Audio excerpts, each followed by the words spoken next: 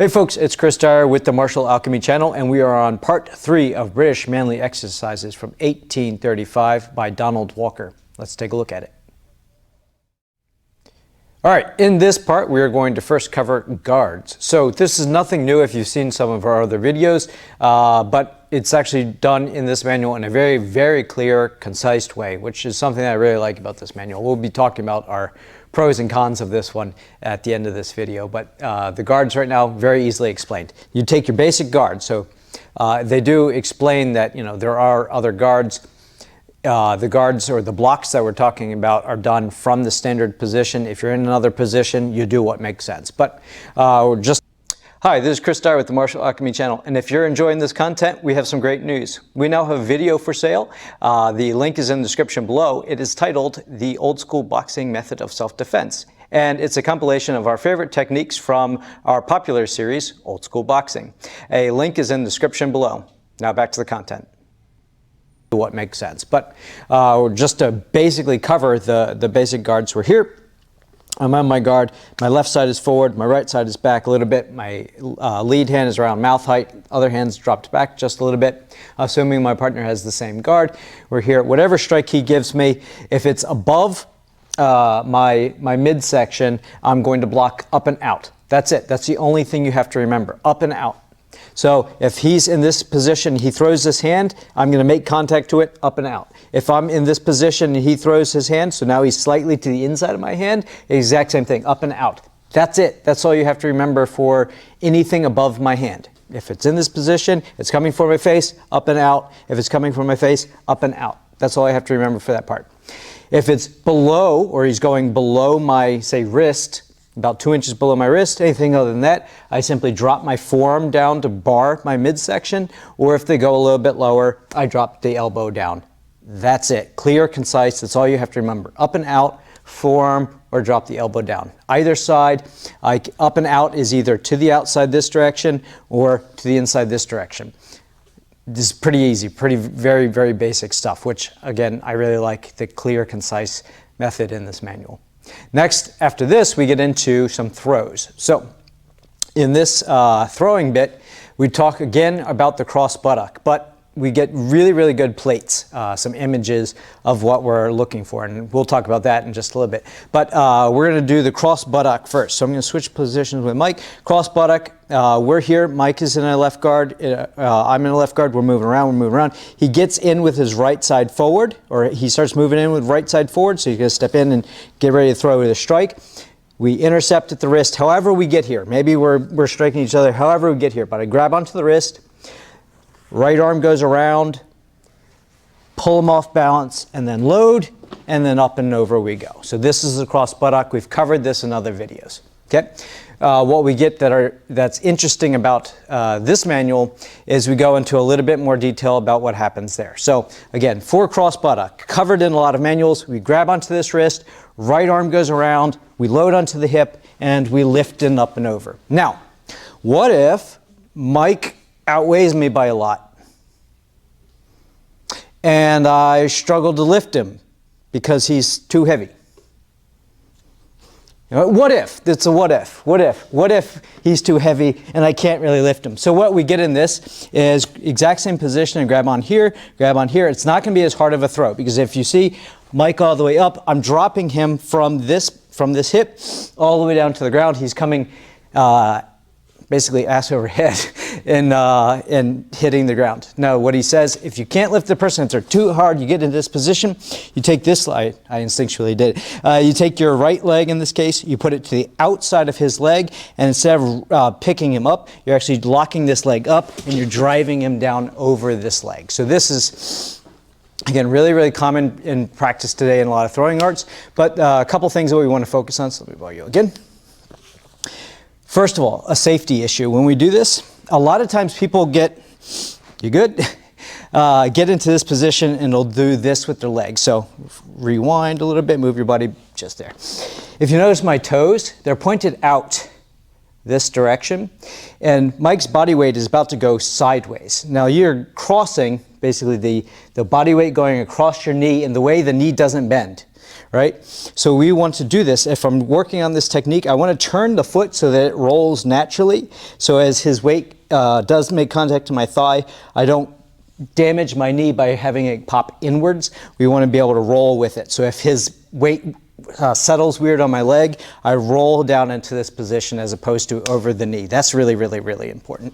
So again, we're here, we get into position, leg comes into this position, and I'm sliding Mike's body weight down over that leg. Okay, so now we just covered the cross buttock and the leg lock.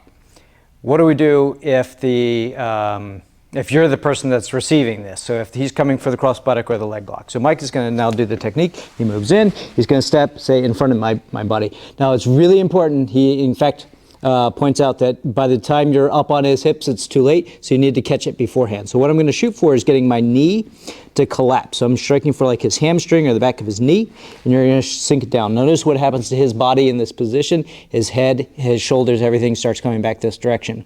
I'm going to wrap around and I'm going to grab. If you can grab onto your own arm in this case, this actually works really well. So I'm going to lock into this position. I'm going to collapse the structure. Now I'm going to lean back with this mic, and he's going to go down. We're going to change directions so you guys can see this. So Mike moves in, does his cross buttock. I'm going to grab onto my own arm to give myself a little extra leverage. I'm going to drive my knee into his knee, and I'm going to drive back to this position and rock him back. Let's do one more time face, and we'll do slight angle this way. So we're here. Mike steps in to do the cross buttock. So I grab on. I drive my knee to his knee. I'm not going to drive you down because of the wall, but I'm going to sit back and start arching my back, driving him down this direction. All right, so that's the counter to cross buttock or leg lock, which is really cool. We haven't seen this yet in any of these manuals. All right, so we've just covered guards and some grappling techniques in this manual. Next, he covers a lot of different topics that we've kind of hit on in this video series so far. He goes into Broughton's rules, and if you don't know what those are, I'll put a link to our video on Broughton's rule set. He next covers bottom, which I know we've covered in some of our videos, but I will reiterate what bottom means at this time.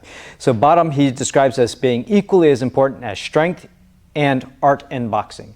So equally as important as the skill set of boxing and your strength is your bottom. So he describes this as wind, as in being able to not get gassed out while training, and also not getting the wind knocked out of you when you're getting hit and whatnot, and also spirit. So your ability to take punches, your ability to train hard, your ability to get in there and do what needs to happen if you're sparring or whatever. So this is the term bottom, and it's equally as important as everything else that we have looked at.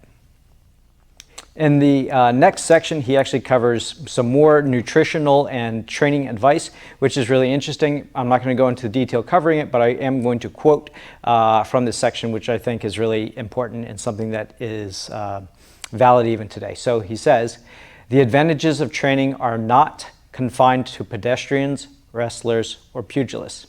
They extend to everyone.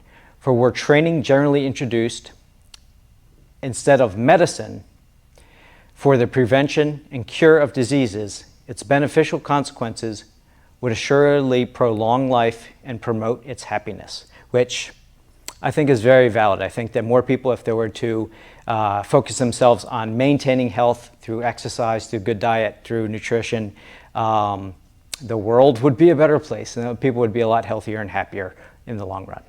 All right, so next we're going to kind of go over an overview of this manual and our final thoughts.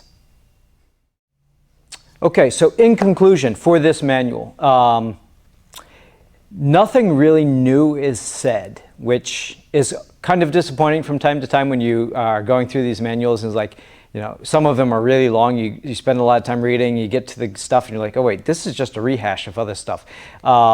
This is actually really common in the time period. They didn't necessarily have the same copyright laws, I guess. You could basically just steal or strip from another manual, another book, and just put it in your own stuff and call it yours. He doesn't do that in this case. He does, you know, say that he's pick the brains of other people, but it's basically a rehashing a lot of stuff. We see Broughton's stuff, we see Mendoza's stuff, we see like some of the stuff that's come up before. But what really stands out about this manual in particular, and he really did a wonderful job doing this, is everything is very, like, it's almost bullet points, very clear, very concise, well laid out manual. So if you kind of want, like, I would say the wiki notes on how to box of the age, this manual would have been it. The other really, really important thing, and early in the manual, he's actually, patting himself on the back for this one. He is really proud of the number of plates. So if you don't know, plates are the images, and we'll have a couple flash up here. He prides himself on the number of images that he has for this manual. And I gotta say, looking back at some of the earlier stuff that we looked at, you look at the imagery and you're just like, I'm even more confused now than when I was reading. So they actually don't help in a lot of cases. But we have, in this manual, he says that Harry Holt, so a influential or important boxer of his age, stood for 2 days in different poses so that a drawer could get these images that we'll see. And you can see the quality and the difference that we have here. So we actually can see where the leg is positioned as opposed to just kind of a blob of, I guess this is the right leg, or I guess this is upper arm. You can see very clear images, which helps a lot. So overall, I think this manual is, if I had to give it a tier system, it's kind of like C plus B. It's really concise, it's very clear, but it's nothing new. Anyway, next time we'll be covering a new author, a new manual, and see what we can learn from there. All right, guys, thanks for watching. Be sure to like, subscribe, share, all those fun things, and we'll see you next time.